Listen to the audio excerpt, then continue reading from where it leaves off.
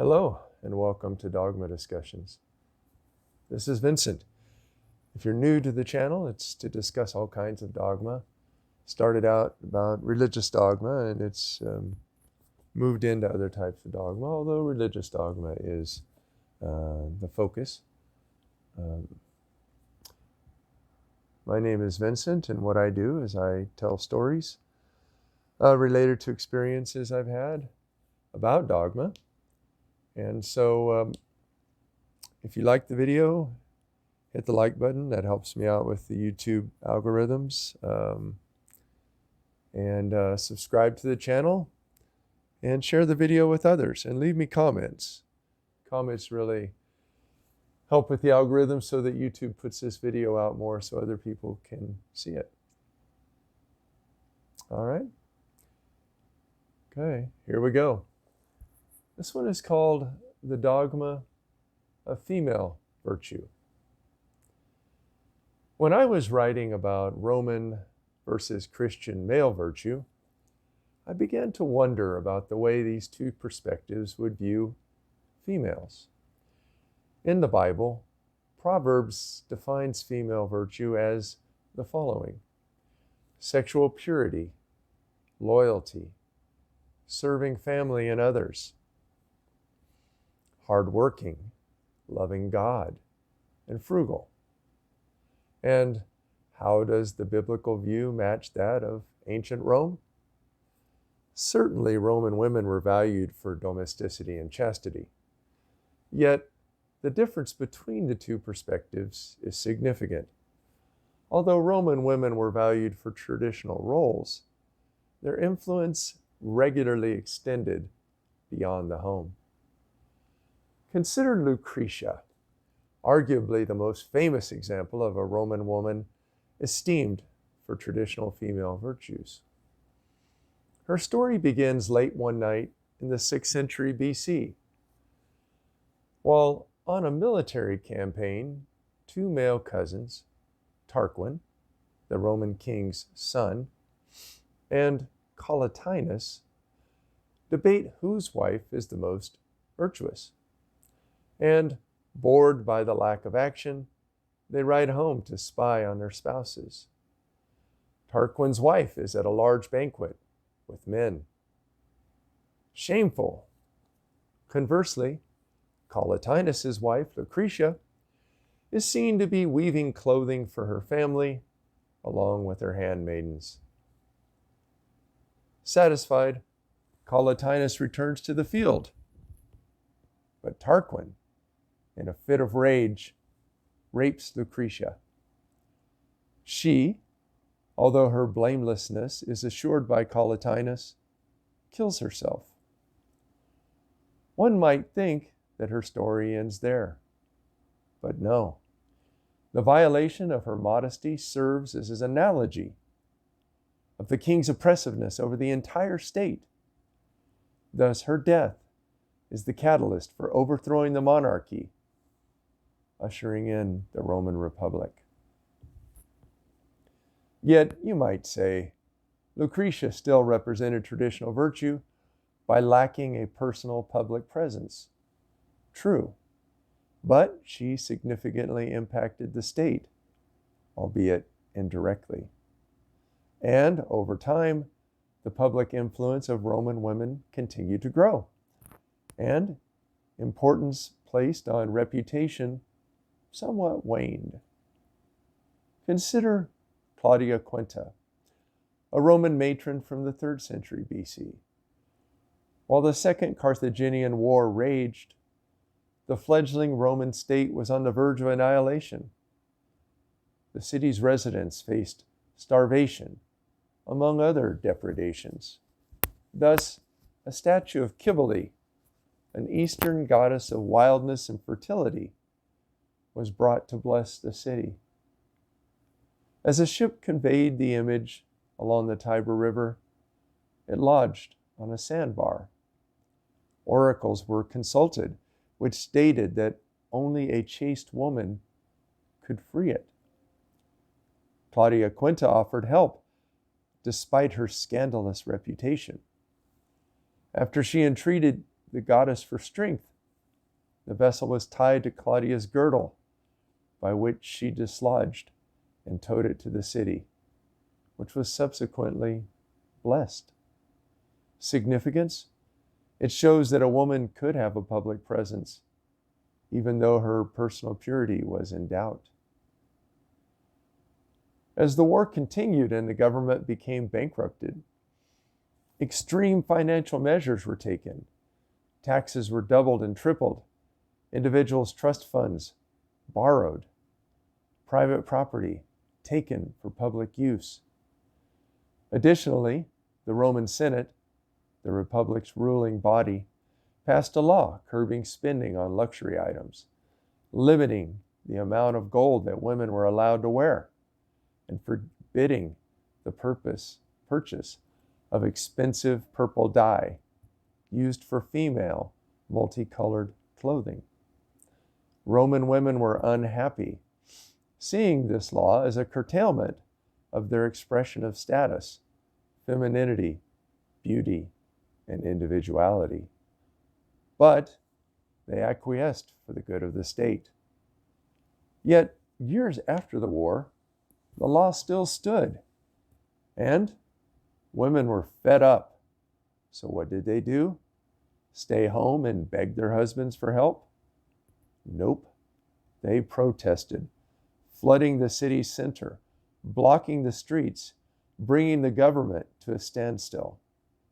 Some senators cast them as uncontrollable and untamed. The arch-conservative Cato describing the event as an insurrection of women. Yet their action resulted in the bill being revoked. Dismayed, Cato exclaimed, "We have not kept our women under control. We now dread them collectively." Dreaded, perhaps, by some, but nonetheless heard. We also have examples of Roman women who wielded more direct influence over politics, like Cornelia, a 2nd century BC Roman matron, famous as the mother of the Gracchi brothers.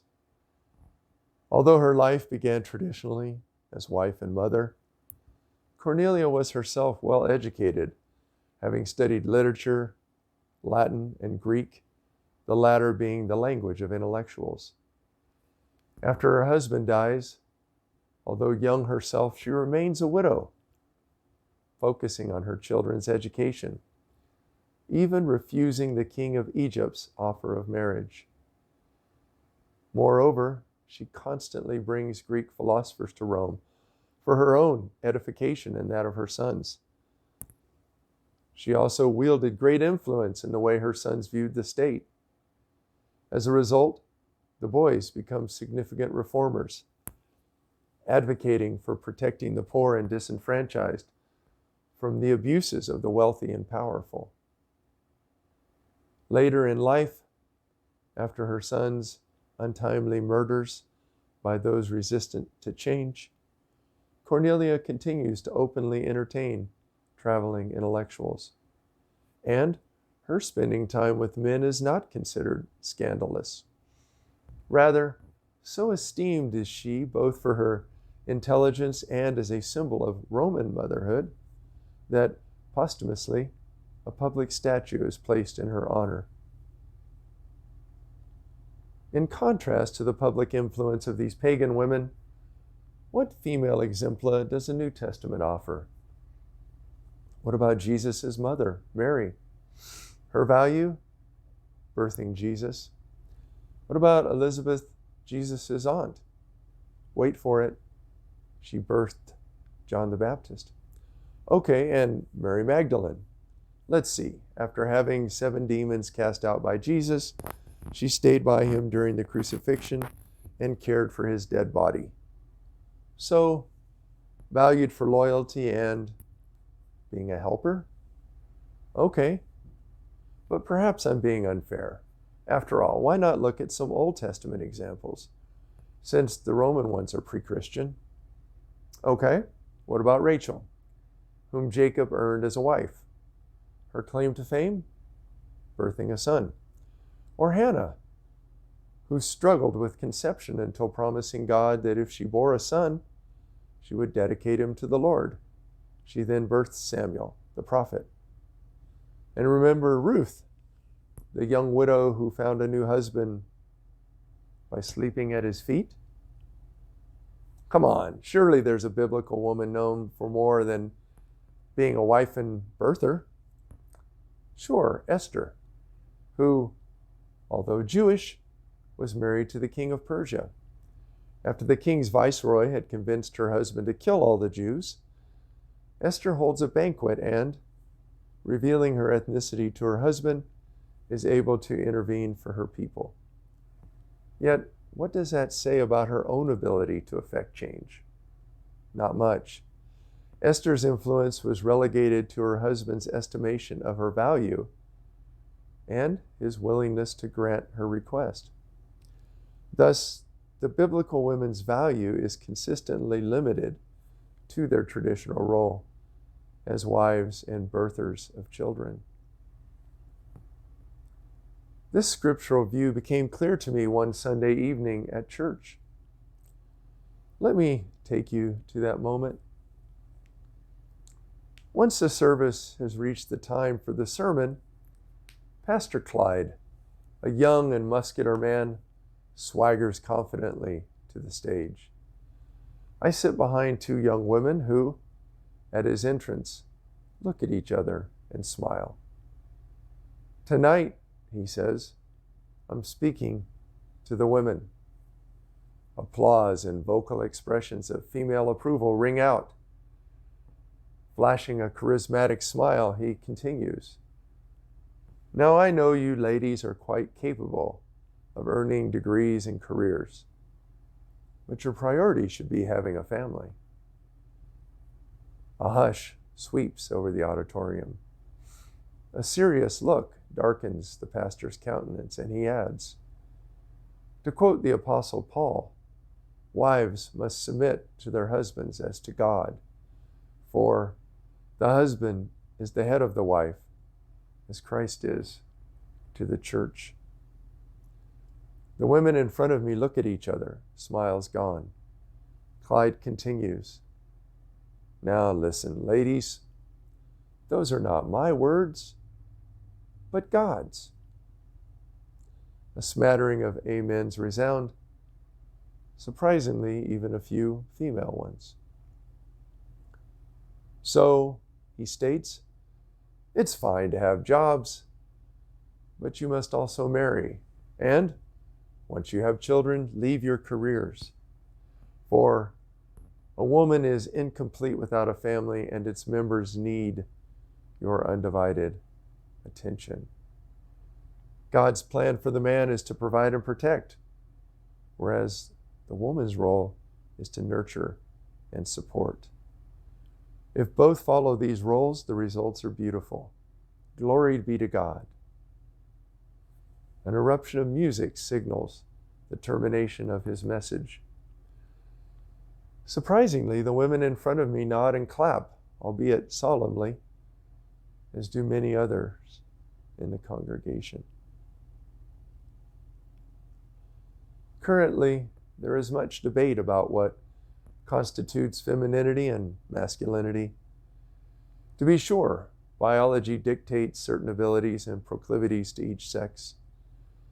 Traditionally, female purity was valued because men only wanted to raise their own children. And females nurtured offspring because the human race would not have survived without it.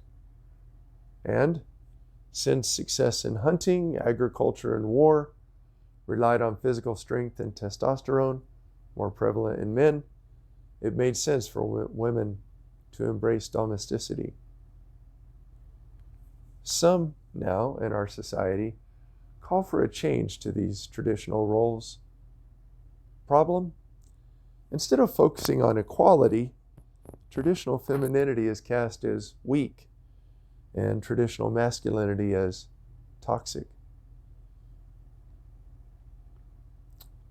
Others vehemently push back against any change. So, what is the answer? Only time will tell. Yet, it would be less divisive to allow change to be organic and respect the right to speak of both those who challenge traditional gender stereotypes and those who adhere to them.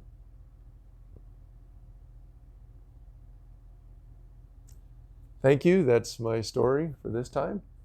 I hope you enjoyed it. If so, please hit the like button, share the video with someone else, leave me a comment, and subscribe to my channel. Until next time, this is Vincent. Goodbye.